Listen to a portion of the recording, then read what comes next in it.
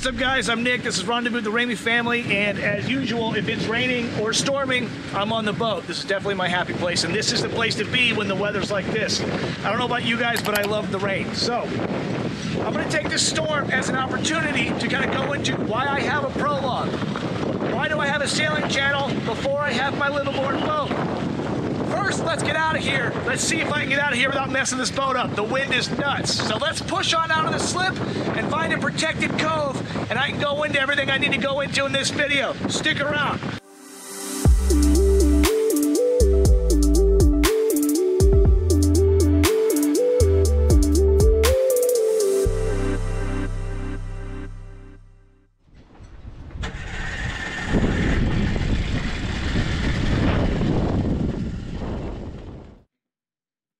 All right, we're unsecured. This is going to be rough getting out of here. It's so windy. Hopefully the wind is just going to push us right out to the right. No.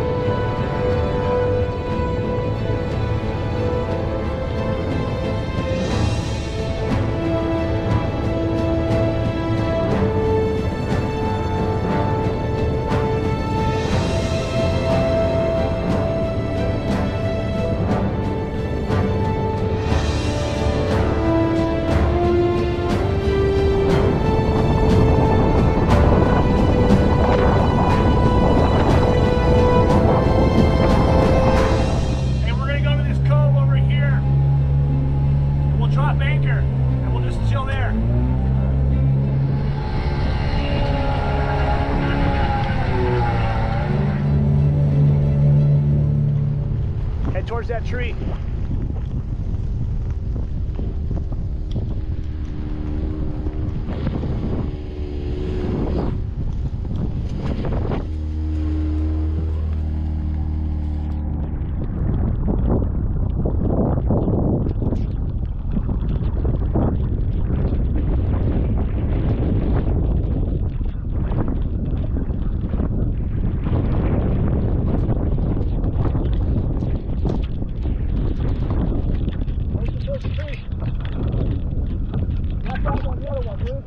That one.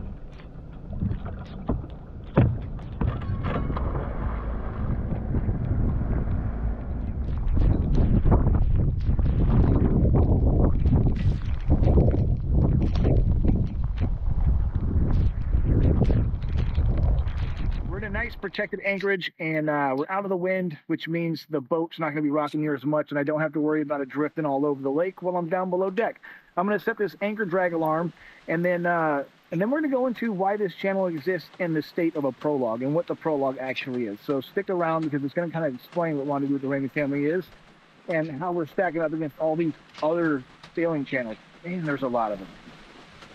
Okay, so I'm below deck now. I'm in a nice protected anchorage, and I'm just kind of going to dry off down here a little bit, and I want to go into why we're a prologue and not chapter 1. Why did I start this channel before we have a liveaboard boat? It's kind of a simple question with a loaded answer. Like you guys, I watched just every sailing channel I get my hands on. Once I got the sailing bug, and it did bite me pretty hard. Once that got in my system, I started looking for things and other channels that of people that were doing it. Everyone's heard of, you know, Sailing Zatara. Everyone's heard of Sailing Uma, Sailing Zingaro, SV Delos. You know, these are all ones that I found immediately because they're right there at the top of the, you know, the YouTube search engine. They're viral and they're popular. They're basically quasi-famous. People actually recognize them out in public. But the ones that I particularly found interesting was Project Atticus, Sailing Zatara. They inspired me to start doing things that I wanted to do or I wanted to see in a sailing channel. I already kind of had a video editing bug in me as well as a sailing bug. So this is really just a combination of my two hobbies, just loving videography in general and sailing in general. And on Saturday mornings, I wake up and I turn on Project Atticus. That's the first thing I look for because I know that they just posted. What you guys might not know, if you go back and you get right down to the very beginning of their channel, Jordan and Desiree make mention of the fact that Jordan is actually trained in videography. He knows how to film, how to frame a shot. He knows how to do those things. There's a big difference between the type of footage you see when you watch Project Atticus versus when you watch Sam Holmes. The guy's trained, and it shows. I watch it not just to learn how to sail and not just to follow along with their story because it is interesting. I watch Project Atticus because I'm paying attention to how he frames his shots, how often his shots change, about how many seconds, how much B-roll does he have. I started to take notes. I started watching Sailing Zatara because he brought his whole family on board. And I have every intention of bringing my son with me, you know, as a young man. And I wanted to see, you know, is that advantageous for a kid or is it not? I watched Madison Boat Works. That's a great one. I watched that one because it's the perfect combination of storytelling and footage. It is 90% sailing shots. I'm talking water sweeping over the deck, downwind, upwind, close haul. It's just great footage in places that I intend to sail to. SV Paquita, that guy, he's got an island packet, so I'm interested in seeing how his island packet handles. Project Seawolf is a guy, he's taking a big bite out of the future. And I'm actually excited. You know, a lot of guys, they'll do what, and I've talked about this before, a lot of guys will buy a boat. You know, they're going to fix it up themselves, you know, blue water worthy, and say they're going to film the whole process, and hopefully it funds the dream. Out of all the channels that I've seen do that and failed, I think this kid actually has a shot at doing it because he's very hardworking. He seems to be very proactive about what he's doing, and he seems to be growing his channel at a cyclic rate. So I'm happy for him. I'm actually very excited to see how well he does. So I also follow Project Seawolf. So you can follow all these channels yourself. If you haven't heard of some of these, go ahead and give these guys a follow. I'm going to put all their links down there. So again, it's Sailing Zatara, Project Atticus, Project Seawolf, Madison Boatworks, Sam Holmes is a great one.